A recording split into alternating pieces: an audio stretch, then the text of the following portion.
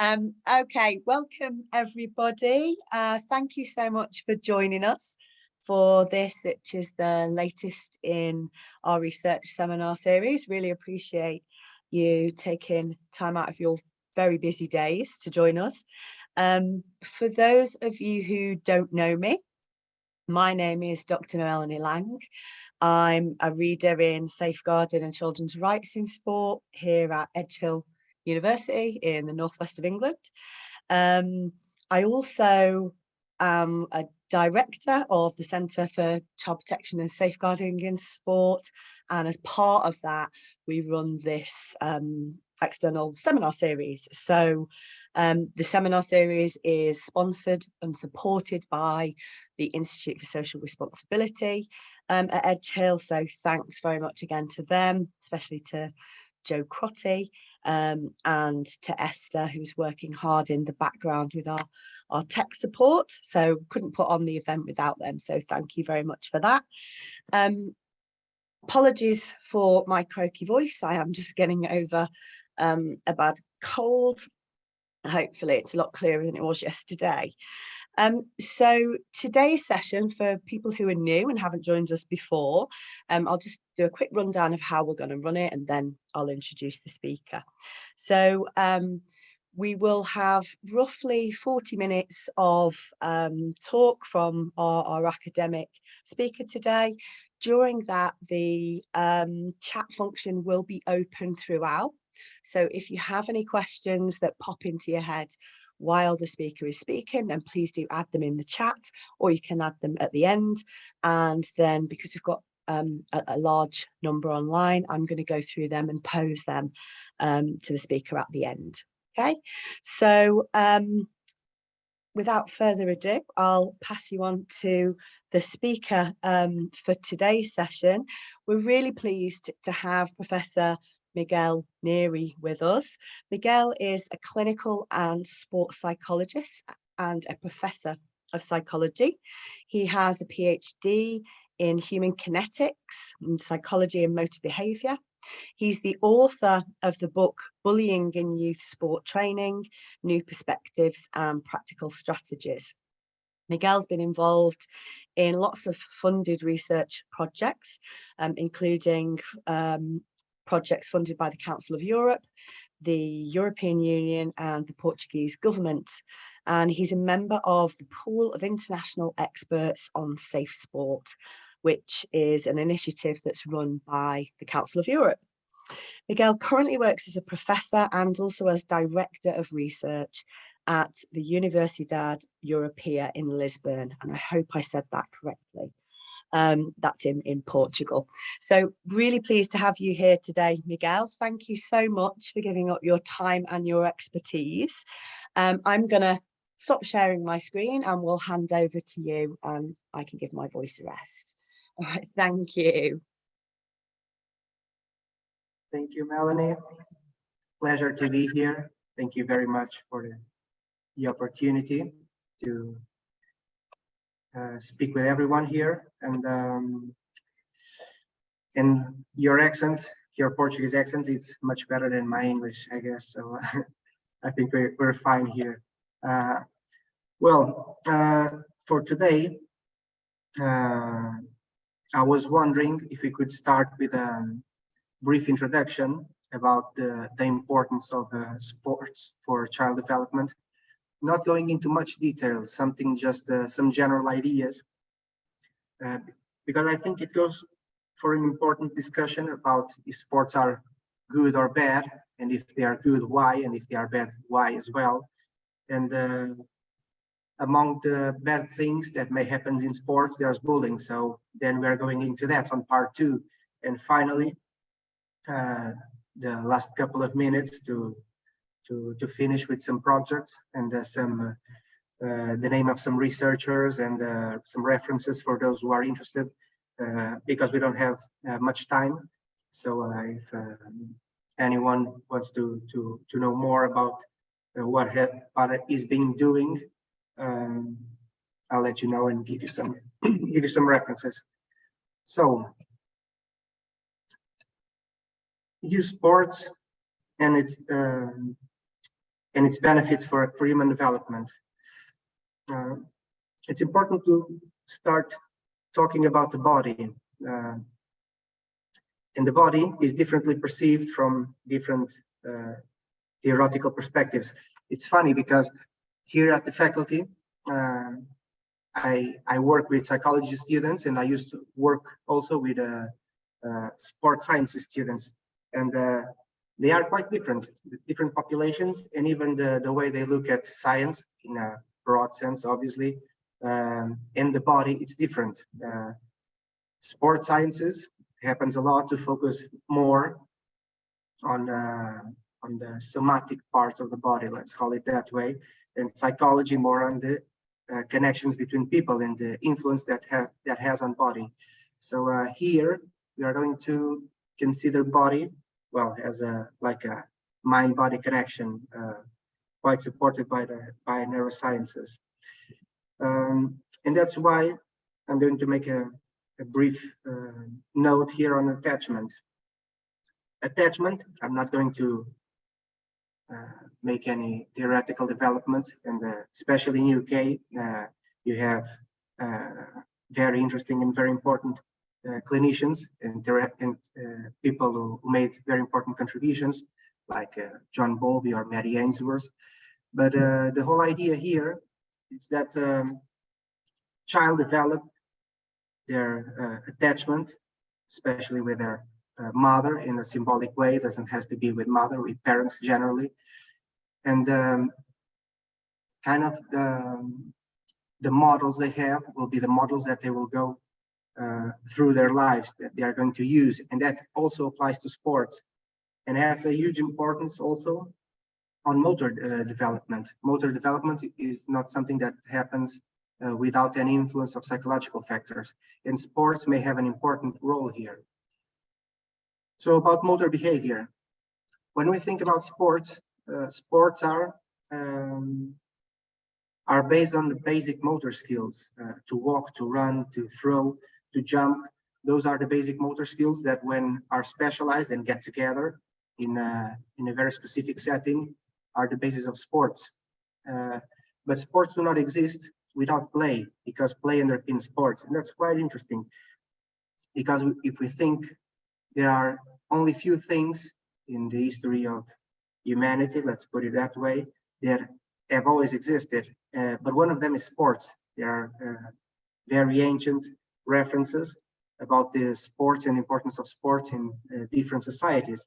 So sports are based on movement, which remits to the idea of body and motor behavior, on play, and also on competition, that we are going to talk about that later, because sometimes competition, it's perceived badly. Competition is important and doesn't have to result in negative outcomes. And why are we talking about this when we were supposed to talk about bullying in sports? Because we have, mostly on Western societies, some important constraints on child development. One of them starts at home, especially when the attachment between parents and children are somehow rigid, and the movement is perceived as something that it's uncomfortable, and the children are in many situations taught to be quiet and not to make lots of noise, and the play has been decreasing, and that happens at school too. Children are also, in many cases, there are schools in Portugal, but I've talked with some colleagues from other countries, and that happens too, where children are not allowed to run, even in play art, which is something that really should worry everyone involved in child development education and also in sports, because outdoor, here streets, so outdoor play has also decreased considerably, and that has a huge impact. Today, children are spend many hours of their days in front of screens, and the levels of play have decreased considerably, and this has consequences for health and obviously on child development. And sometimes we are not also going into a deep analysis on psychopathology, but there are many children who express their suffering and sometimes even some deficits through their body. And here we can put it in two different poles: inhibition, which would be the lack of movement, and some of them with hyperkinesia, the excessive movement or lack of containment. So we have reached some level of the level people live in, economical level, what they have, it's better than it has ever been in history. But we have some new challenges, and this is a very important one. So sports play a very important role here, because if children don't have that much opportunity to have some play and free play, especially outdoor play, the last place left for most of the children to play and to be with their peers in an activity which involves their body and their movement and their relationships, sports and sports clubs. So sports are becoming, I guess, more and more important. And how do they foster an healthy development? Well, many researchers have focused their attention on how sports foster a positive child development. Here we have like 3 models. I'm not going to describe them. The development model of sport participation and personal assets framework. They were both developed by Cote from Canada, and the long-term athlete development. It's also a very solid model, but they all try with the different approaches to somehow say what children should be doing at certain ages in sports to have proper training. And they have one common thing that especially in the first years of their training, when they are young children, most of the activities should be less structured and should focus mostly on play, which is quite important. And besides that, we have this quote here, the famous one from Nelson Mandela, that sports also has an important role at the societal level to bring people together. This was part of his speech when he was tackling racism in South Africa in the Rugby World Cup in 1995. Rugby played a very important role to tackle the apartheid and to bring people together. Well, the apartheid had already finished, but to bring people together. So sports has this incredible potential: put people together, foster development. People use their bodies, they connect with each other, they have to be in relationship with each other, and all seems fine. Teachers foster their students to practice sports, as also physicians do, and parents. But there's, especially in the last 30 years, it has been done important research on maltreatment and abuse in sports. Things are different now, and there's more attention about the well-being of athletes, and it's not just about performance, especially among children. Well, probably some huge scandals about different types of abuse, including sexual abuse, but also others, and also the increasing human rights movement in different areas of especially the Western societies, also happen in sports. So sports became, there is now an increasing preoccupation about making sports more inclusive and to provide a positive experience for children and even adolescents and adult athletes. So we can then ask, does the engagement in sports really fosters child development? well, we saw that there are many positive things, and also different types of maltreatment. Here we can, for example, say that emotional abuse, coaching, sexual abuse and harassment, bullying, among many other types of abuse. So today we are going to focus in one specific type of abuse in sports. The policies, and we are going to that on part 3. We are going to talk a little bit about policies, about prevention and intervention. But most of the policies today consider the concept of safeguarding, which is a wider concept, includes tackling different types of abuse, which includes bullying, but also other types of abuse. So today we are talking this specific peer-to-peer aggression. But let's take a look at some previous ideas, how this all started. So Dan Holvius is a very well-known researcher. He made a very important work in the 70s. He started studying bullying, and it all started in school after some students. There were suicide of 3 students, I guess. So the importance of this topic, because, well, 3 students committed suicide, and then there was the idea of, well, let's see what happened. This is something that's very preoccupying. So when they started to analyze what was going on, there was this abusive relationship with peers, and this was kind of a kickoff for the study of bullying. So Dan Holvius started this research and tried to reach a definition of bullying, which has a wide consensus in school setting. This is a classic definition. A student is being bullied or victimized when he or she is exposed repeatedly and over time to negative actions on the part of one or more students. So, and then he defines what is a negative action. So,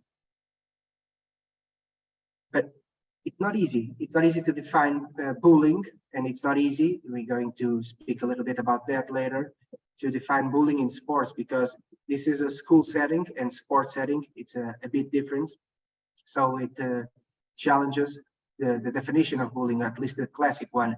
Even in school, there are still many researchers that have like pools of researchers, and even in congresses or seminars that discuss the boundaries of this classic definition. So this is a very complex topic, and it's not easy to say what. In some cases, it's not easy to just say it is or is not bullying that we're talking about. But later, once Holvius got to this definition of bullying, he divided bullying in different types because there are different types of aggression. So the verbal bullying, it's mostly about mocking, insulting, teasing, and put downs, among other type of similar behaviors. And the physical one include physical abuse, eating, but also intimidating. This is quite prevalent in sports, happens a lot, or being beaten up, for example. But also social and relational bullying. Well, there are other taxonomies of bullying that we are not going into such details, because we can talk about, for example, direct bullying or indirect bullying, and even the differences between boys and girls. But social or relational bullying, it's an indirect type of bullying, and it's mostly about spreading rumors or encouraging others to avoid a certain person.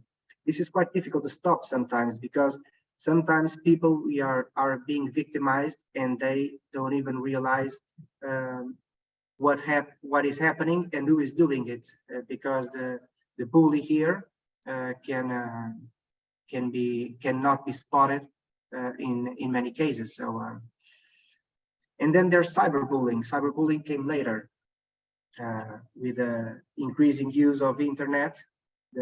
What was considered the traditional types of bullying So the verbal, physical, and social bullying still happen, and they are important to understand. But cyberbullying became increased a lot especially in the last 20 years, and it's like cyber stalking, posting artful things about someone also on social media, and spreading rumors as well. And it's also here, once again, in many situations, very difficult to identify the perpetrator, and so the intervention is also very difficult. And it's also important that in cyberbullying, sometimes there are huge consequences, for things can escalate real fast. So let's take a look at the rules as well. So we are talking about peer-to-peer aggression, and Dan Alvius classified those involved in different roles. So the bullies, or the perpetrators, it divided into ringleader bullies, they instigate bullying, or the assistants or reinforcers.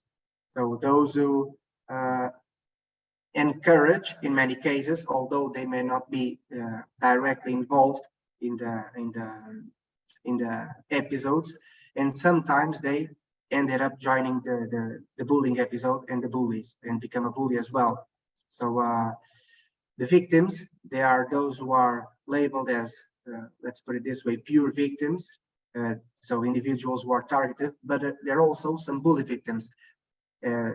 Bully victims are those who are targeted, but then, as an attempt to escape from being victim, they also attacked other peers who they perceive as more fragile, so they can try to somehow turn something passive into active. So to escape from the role of victim and become a perpetrator instead. And then there are others who are not involved, in many cases labeled also as bystanders. Some of them, they intervene and support the victims.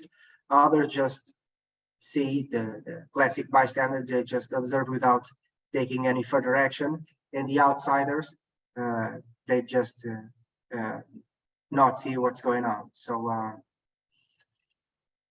it all started in school, but then, and in a progressive way, other social settings and even ages, because it started in school and with children. But then research started to being developed in other social settings, and there's some very nice production here of Claire Monks from UK.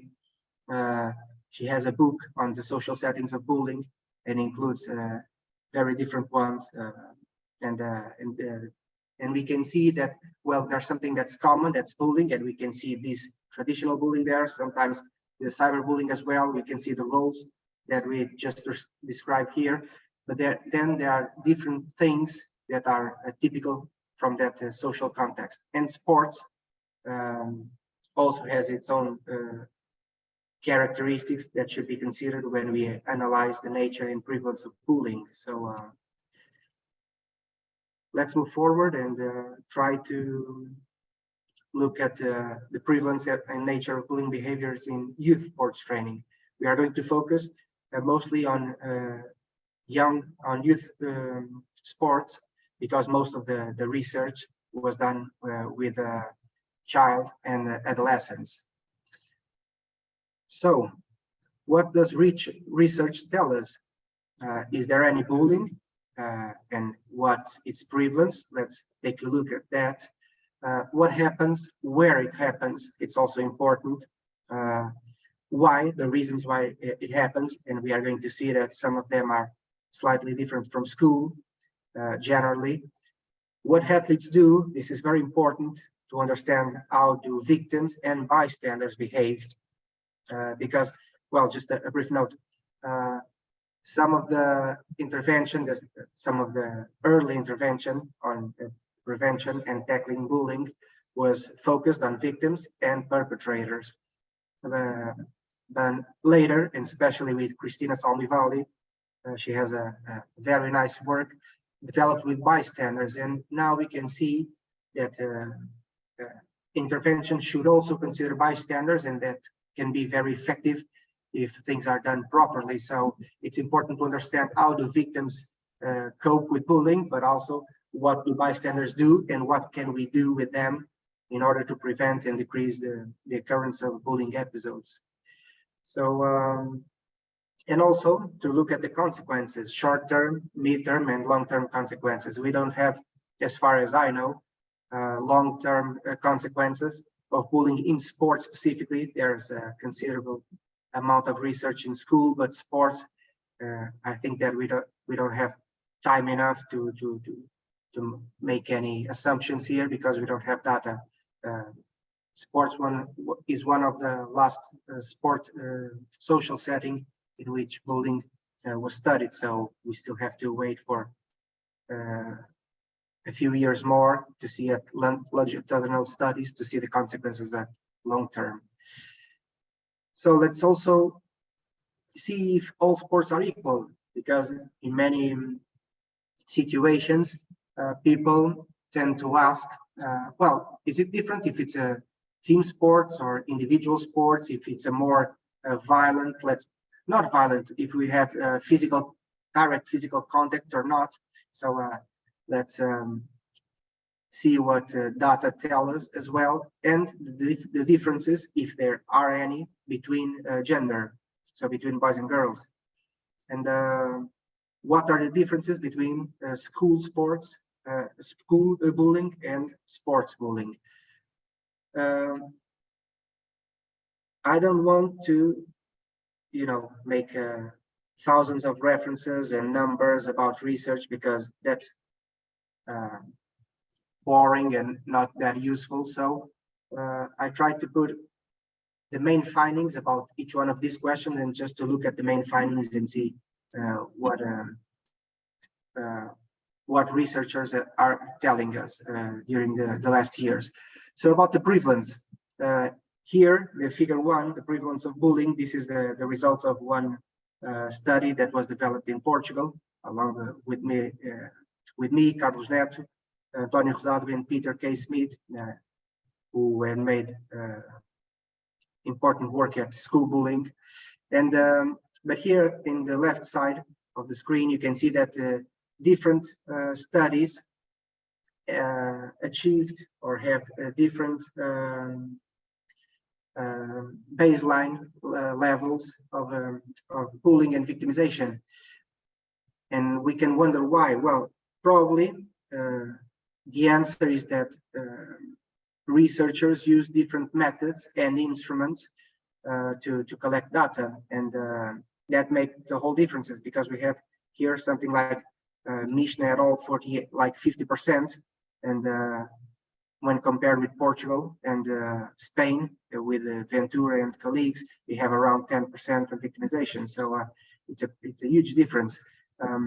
But for example, Portugal and Spain use the same method and instruments, and you can see that the prevalence, it's more or less the same regarding, in this case, victimization. It's 10 and 9%. But an important thing is to compare school bullying and sports bullying. And why? Because there is many research made on school bullying, and here on table 1 we have the comparison between some similar studies made also in Portugal with the same population about the prevalence of bullying behaviors, the reports of the victims and the bullies in school and in sports. And as you can see, school has a higher prevalence of bullying, and that happens a lot, not just in Portugal. So why is that? It's important to think a little bit about why there is, or at least it's more important, bullying at school than in sports. And we have some hypotheses to help to understand these findings. Well, first of all, we have to talk about the definition of bullying, and why is it sometimes more difficult to define or to be perceived, or some behaviors to be perceived as bullying in sports. Because in sports, well, aggressiveness is important. Aggressiveness, and they use it, it's not the same that being of aggression, but it's a social setting in which athletes has to use aggressiveness to develop their activities. And some behaviors may be, in some cases, normalized and perceived as regular sports aggressions rather than bullying itself. There's also another important, well, I think it's important to consider that early dropout of sports, because some research, and there's an overlap here, an important one, that one of the consequences of being victimized in sports is that athletes tend to suffer from early dropout because they don't want to practice sports anymore. So the thing is, when researchers go to sports clubs and try to and collect data, well, these athletes used to drop out at the beginning of the season. So in many cases, they are not there to say that they were victims of bullying because they already left the club. So well, and youngsters must remain at school. It's not the same for sport clubs. They can just move to another sport club or even quit doing sports. So these are some hypotheses to explain why there is lower rates of bullying in sports than in school. But we can have another more positive hypothesis. It's that bullying or sports promotes the well-being and positive relations among youngsters, which is quite true. The more important here is not to say that where is more or less bullying. It's to try to understand when comparing data why things happen and why these rates. So how about the types of bullying? The higher levels of bullying are verbal bullying, so mostly mocking, but also social bullying and some cyberbullying. But social bullying, it's like in second place. So verbal bullying, it's a more prevalent type of bullying in sports. And then social bullying, mostly social exclusion of victims, and especially those who have less sports ability. But once again, when we compare here with school and even in physical education setting, we can see that, well, verbal bullying is always in the first place. School also considers physical bullying, to kick and push, which also happens in sports. But in sports, sometimes physical bullying, it's made in a, let's put it this way, disguised way, with more intimidating behaviors. Because it's not that athletes go against the rules, but sometimes they play in the limit of the rules, even with their peers, to intimidate them. So they go to the limit of what is considered normal aggression. Well, here are some quotes. When we collected data in Portugal, we made one first study with a quantitative study that allow us to estimate the prevalence of bullying behaviors. But we also made interviews with athletes and coaches and ex-elite athletes as well. But the interviews with the athletes and the coaches provided very important information to understand why things happen, and that sometimes there are things that, if we use the self-report instruments, the questionnaires, which are very useful, but there are things that we cannot spot there. So the interviews were very important to compare the perspectives between the different athletes, and they were made for the whole teams or the whole group of athletes in different sports. So sometimes they were talking about the same episode perceived by different athletes. Some of them were victims, some of them were bullying, some of them were bystanders, and they all have different perceptions about what was going on and why and what really happened. So and where do things take place? So if we take a look at location, things used to happen mostly in changing rooms, and that's there's a clear consensus here that athletes, you justify that because there are no adults there, no one can see what's going on, and so they feel more, bullies feel more, feel that it's easier to bully other athletes.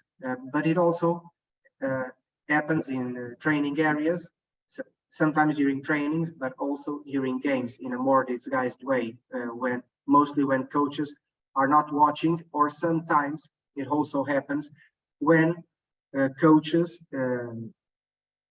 see these behaviors as normal, and sometimes behaviors that help athletes to get tough, and so they somehow approve, or at least do not disapprove, when bullying happens between athletes. So here the role of the coach is also very important, obviously.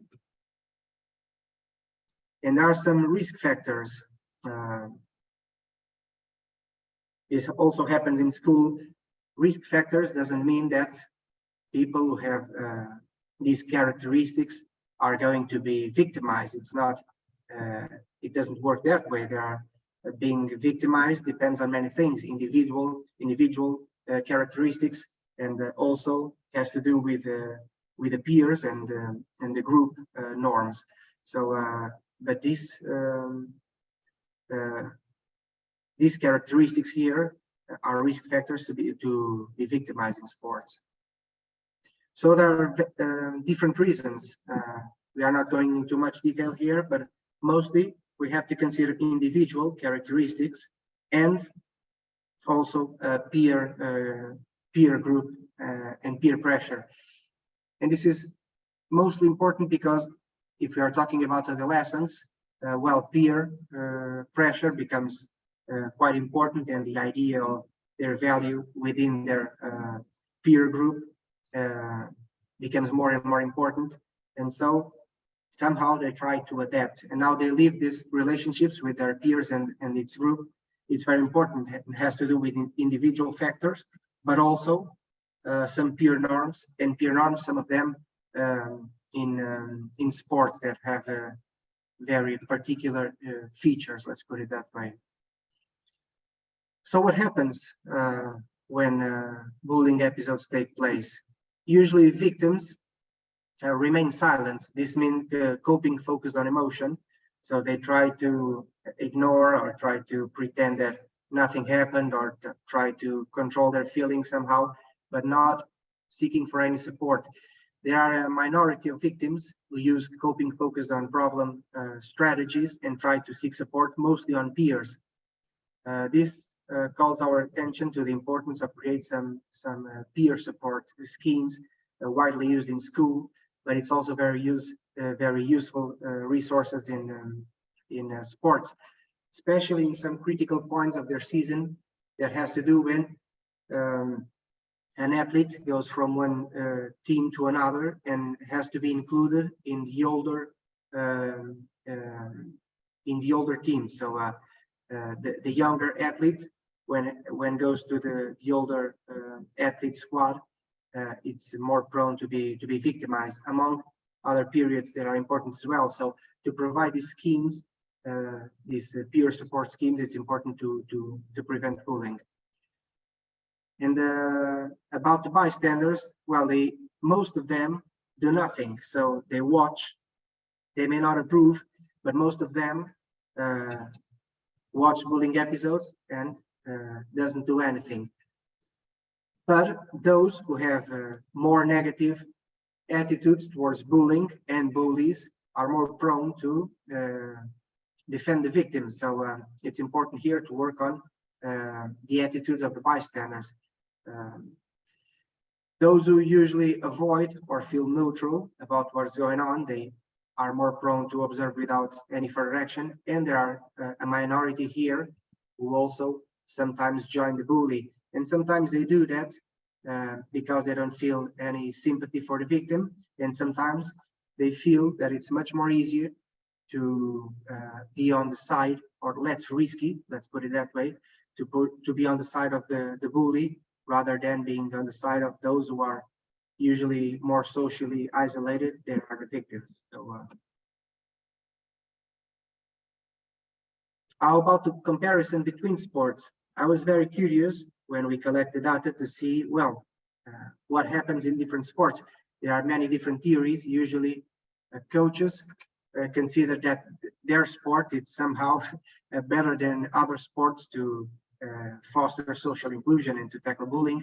But when we look at the comparison between different sports or different types of sports, no significant differences were found. So, but more research should be done here.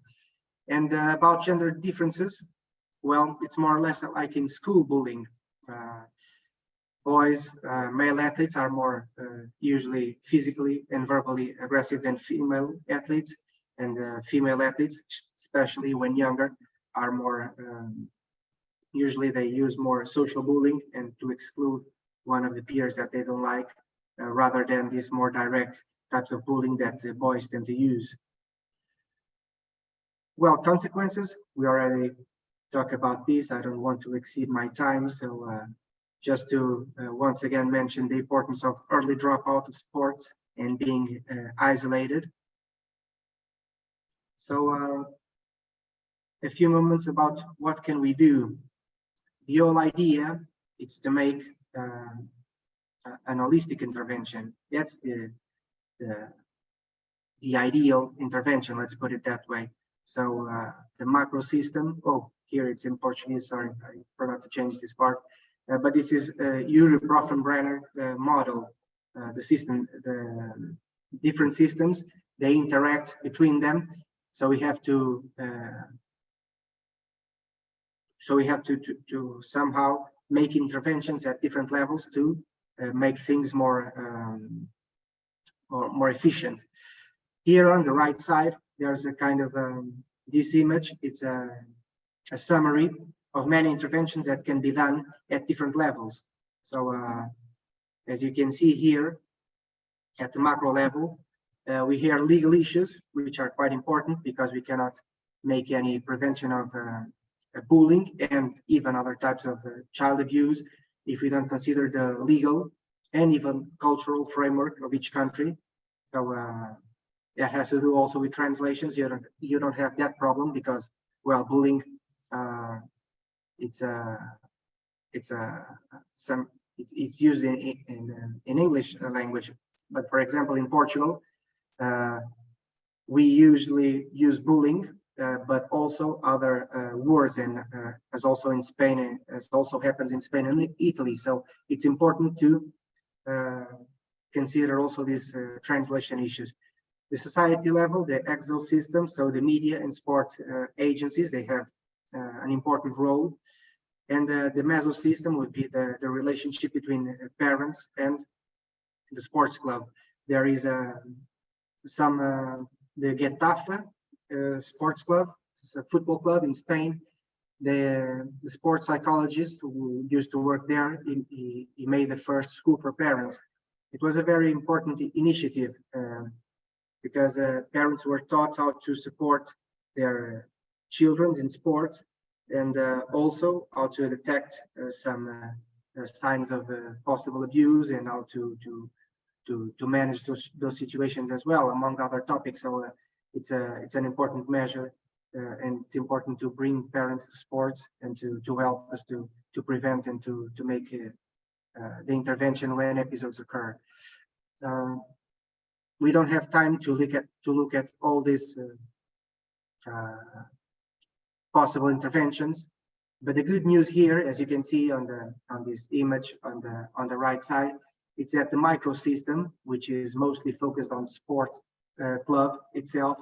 There are many different strategies that can be used, and these strategies can be included within a safeguarding sports policy, which make things even more efficient. So if you want any further information about these all strategies, well, I'm happy to provide some references where you can see in detail what this is and how to develop these things inside the sports club. So I'm going to pass here because this is the same that we've been talking now, just to make some reference to what has been done so far. Here we can see, well, this is not an exhaustive list, but some researchers from different countries developed research on bullying in sports. And well, these are some of the faces of those researchers from different countries. And the people are getting together and creating pools and networks, which is quite important.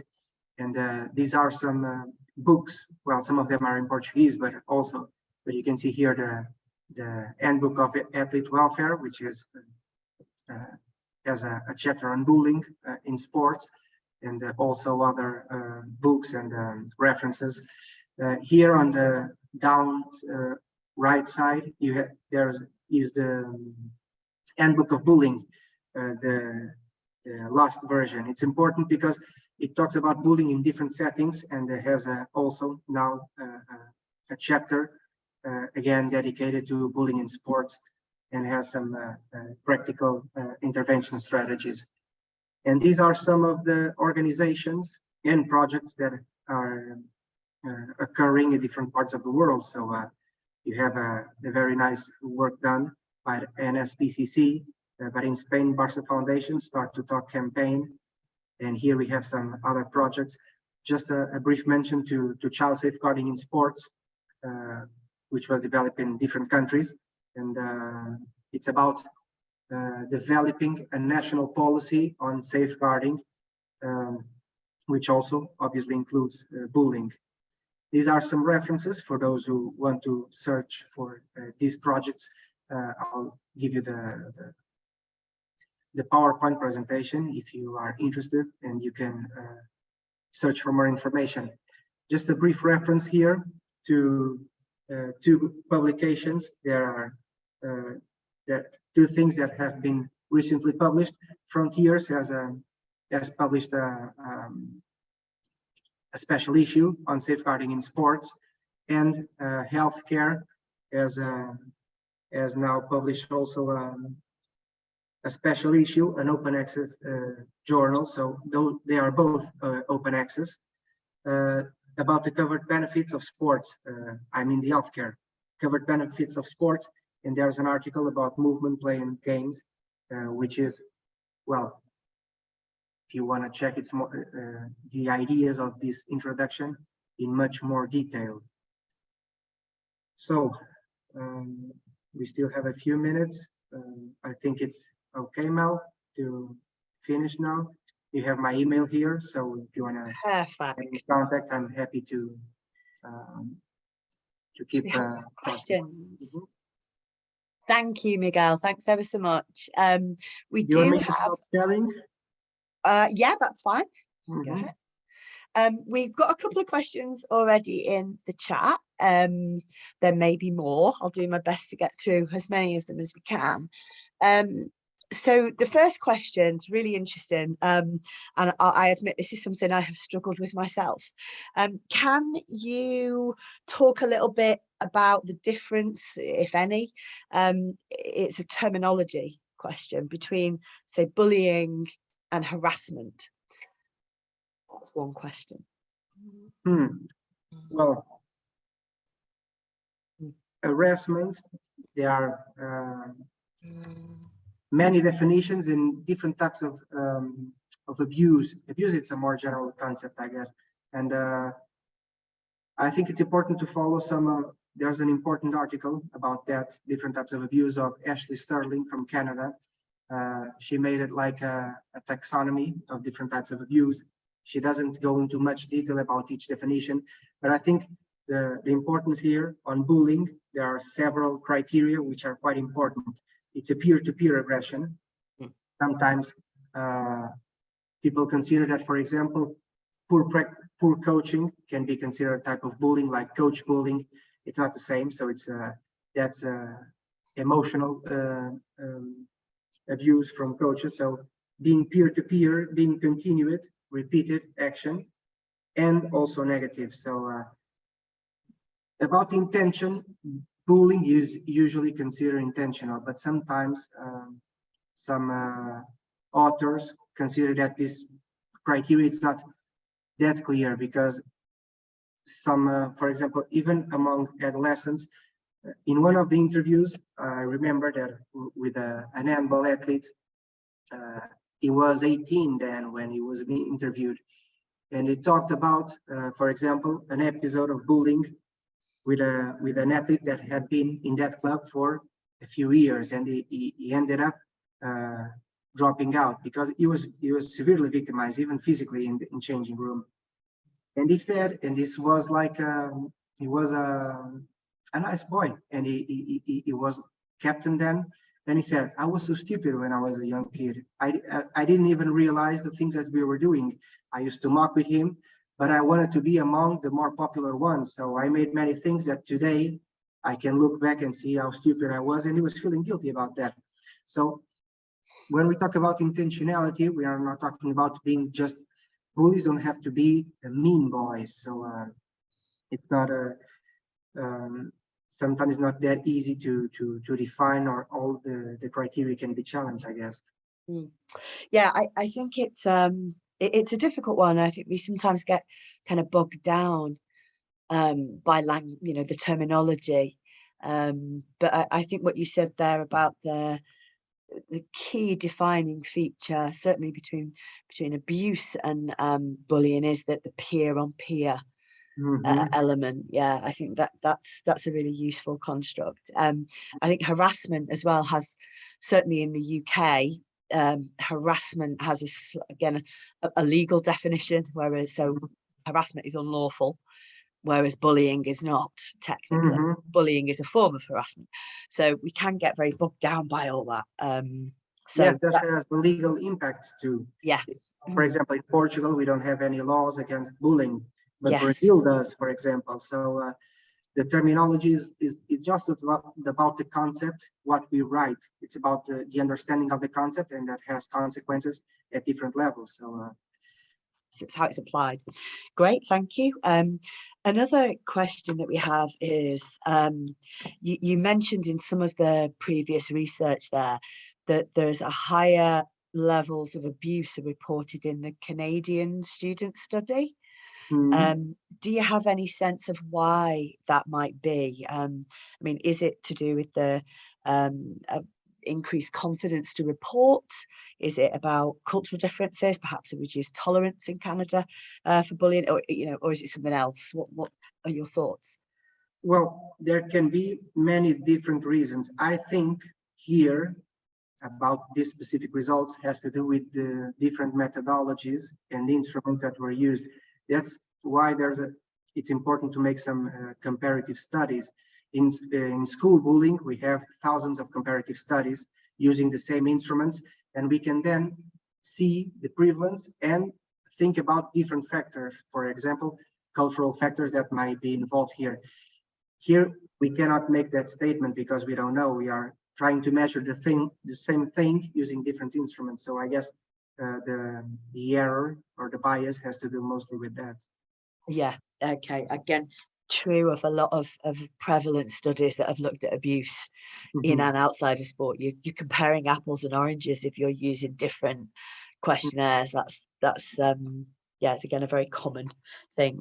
I have a question. It's a very sort of practical question. I'm thinking, if I was working at a sports club, so a small sort of club level, what would you say are some of the things that my club should be doing, on the real basic level to mitigate, to manage bullying in that context?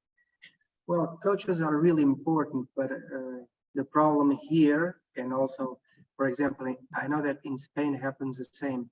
Most of the sport club, when people think about sports clubs, sometimes they think about the big and rich sports club, and most of the sports clubs are local and they have low resources, this is quite challenging when we want to develop some policies inside the sports club, because people in many cases say, well, I don't have any resources to do that. Even if we don't have to spend money, we need time, we need to proper training, we have to do many things that we can sometimes barely pay for the facilities. So I think the idea, what would be important or more important here would be to have someone locally, well, in the ideal scenario, it would be inside the sport club, to develop some sort of measures and procedures. That's quite important, because if people talk about abuse, they realize more clearly what is abuse, what is not, and the difficulty to say what is and what is not. This seems contradictory, but it's not. For example, in many workshops that I have with coaches, we used to look at the concept of abuse and then to think about what is abuse and what is not. And it's not easy, especially in sports, because, for example, you say, okay, to shout with someone, that's bad. But in sports, sometimes the way people communicate with each other may not be aggressive. And even some jokes they make, it's not about the joke itself. Sometimes it's the way the joke is made and for who is directed. So it's very difficult. Let me just say one brief episode about this. It was with a coach. When we were collecting data, I went to a sports club. It was a tiny club, but a very well-organized club outside Lisbon. And I went there, and it was like a holiday period. And kids, they were mostly adolescents, were playing football. And there was an adult, and he was shouting and saying many bad words. And well, I asked, okay, where's the coach? I phoned him. I'm going to make an interview to his athletes and to him. And it was that guy, the adult. And he was not a rude guy, but he told me, well, you know, I am the physical education teacher of most of these adolescents. I have a totally different behavior at school and here. I don't speak like that in school. And it's a total different setting. And we can say, well, this is rude, this is bad. No, let's try to understand the differences between one setting and another, because we cannot talk about bullying and consider that it's just the same if there are such differences, such cultural and such differences in the norms that people use to behave. That's really interesting that the coach themselves considers them different environments. They're doing the same thing almost, it's slightly different, but you know, and yet the coach considers different behaviors are appropriate in different contexts. It's really interesting, and a really good point about the importance of us understanding the social and cultural context of sport in order to improve safe sport. Great, thank you very much, Miguel. I think we'll draw it to a close there. I'm just going to take one final opportunity to share the is this there we go. It's to plug the next event. So before we finish, Miguel kindly said he's happy to share the slides. So I am more than happy to pass on, if anybody wants to contact me, I can pass on Miguel's email address. You can contact him directly if you've got any questions or anything you want to follow up on, or if you want to get the slides. So is my email on there? No, it isn't, but I'm at melanie.lang@edgehill.ac.uk. You can search for us on that website there. So that QR code will take you to the information about the next talk, but my email address is on there somewhere as well. So I'll be doing the next event, the first time I've done one of these seminars. So I'll be talking about children's participation rights, and particularly trying to make that very practical. So what does that look like if we're encouraging children's voices in sport?